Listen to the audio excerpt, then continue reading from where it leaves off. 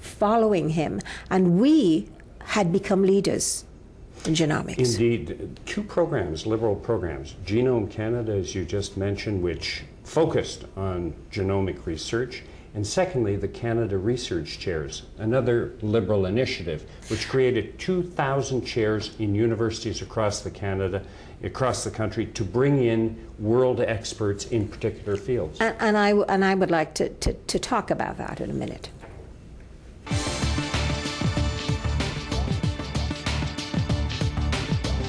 And Canada's future lies in two important things: in investing in human capital, having the best, the brightest, the most skilled workers in the world, the most innovative and creative workers in the world. But we also need to invest in important long-term jobs in which Canada can play a big role in having niche markets. And Canada has shown itself to be very good and very particularly clever at things like environmental technologies, biomedical technologies, communications technologies, space technologies. Canada is a leader in all of these areas.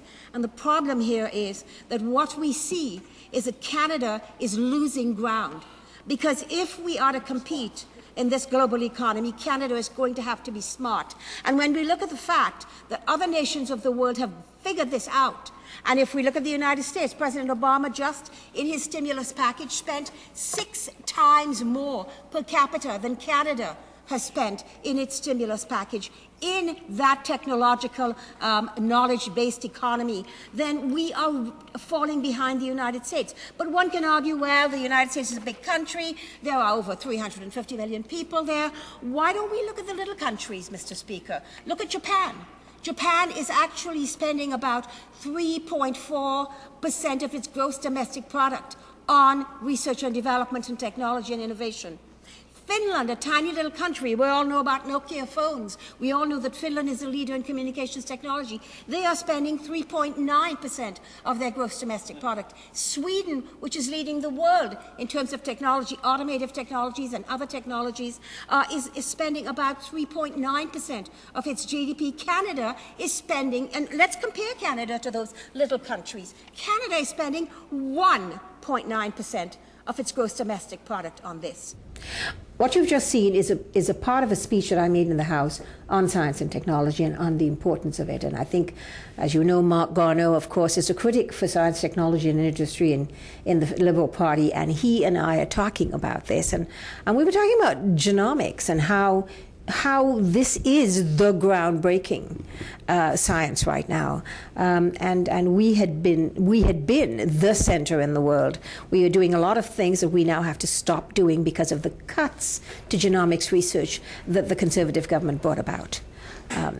Yes, and not only has a group of 2,000 scientists written to the Prime Minister, I'm being flooded with mail by scientists who are saying, please try to wake up this government, because there are some disastrous... You can't turn on scientific research and turn it off like you turn on a tap and turn it off.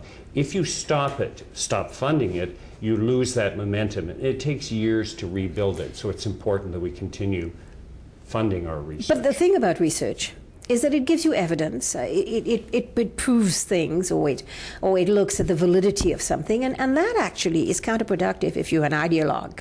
And if you ideologically believe in things, research can actually make your ideology seem naive at times or misplaced at times. And I wonder if that's the reason that the Conservative government does not like research and development. Well, we're certainly watching very carefully to make sure that they are not allowing public policy on science to be affected by their own particular ideology, because the Conservatives are ideological about certain areas of scientific research, and that's one thing for them to have individual beliefs. But if they in any way allow it to affect public policy on research, then we will criticize them immediately. Well, some simple things like, if you recall, when SARS first began, nobody knew if it was a man-made virus, in other words, something that was going to be a terrorist virus, or if it was a mutated ordinary biological virus. And in fact, the people to immediately sequence the SARS virus was British Columbia. Mark O'Mara and his people down at Genomics in BC found out that, in fact, it was a biological virus, a normal occurring biological virus mutated and not some sort of man-made virus. And that was able to allow people to then strategically devise a plan to deal with, in fact, what was a naturally occurring virus and not have to worry about terrorism as a result. And that's just an example of how important research is in everyday life. But I'm going to come to something that I know that you're very interested in.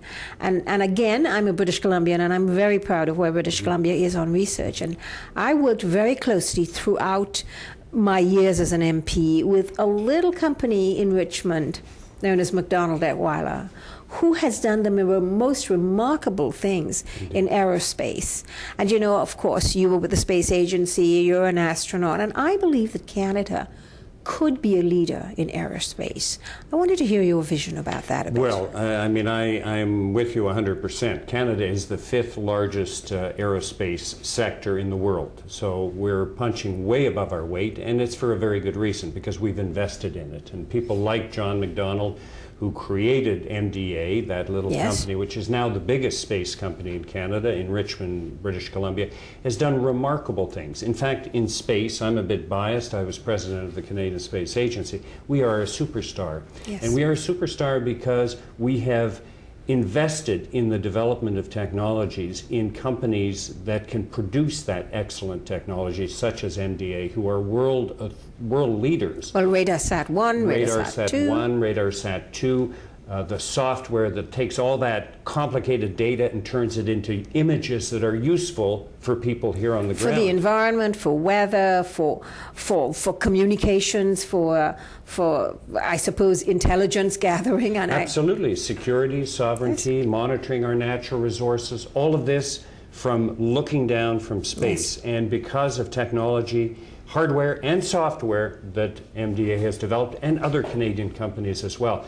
And I know that we're very good at this, and I want us to continue, certainly personally myself, because I've spent 20 years involved in it, and I know we can do it if we take the time to invest. And Cassiopeia, which, if you recall, just happened just at the end of our tenure as a government, where we invested in this ability to sort of take up all amounts of information and then send it across the world to somewhere else in rapid time, which we couldn't do before. Now companies are buying this stuff from us. This is groundbreaking, and that's the whole thing about investing in space. It's a new frontier, and almost everything that companies do is groundbreaking and opens up the potential of huge markets. In fact, 50% of what Canada produces in our space companies, we export. So it's a winner. Yes, this is it. And again, we're talking about, you know, the ability to develop new economies in which we can train our people and they can begin to work in the groundbreaking